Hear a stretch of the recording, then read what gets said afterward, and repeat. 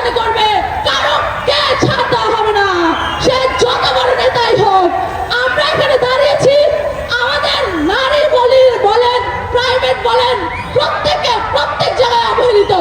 কেন? মাঠে যখন দাঁড়িয়েছিল, তখন যখন নারীরা দাঁড়িয়েছিল, তখন তো মনে হয়নি নারীরা রাজপথে যুদ্ধ করতে পারবে না। তখন তো মনে হচ্ছে আমরা নারীদের পিছনে দাঁড়াই। এখন কেন মনে হচ্ছে যে আমার নারীরা যুদ্ধ করতে পারবে না?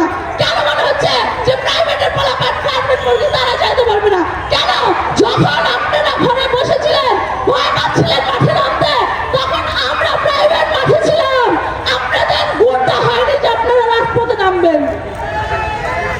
তাহলে আজকে আমাদের যখন আহত নিহতদেরকে নিয়ে আমরা অলরেডি আবার সবাই একসাথে হয়ে একবার পাবলিকের সাথে বসে সবাই মিলে আমরা বললাম যে আমাদের প্রকল্পেশন লাগবে, আমাদের আহত নিহতদেরকে সম্মান দিতে হবে।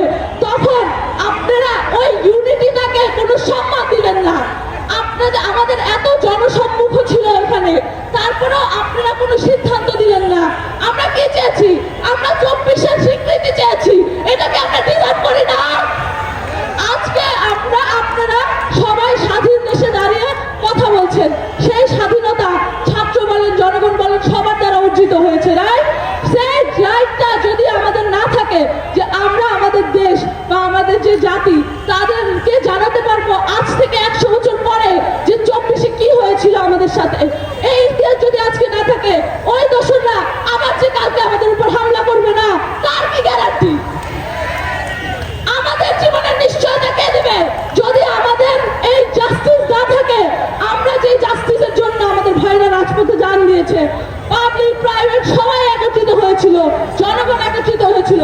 কেউ বলেনি যে আমি কে তুমি কে,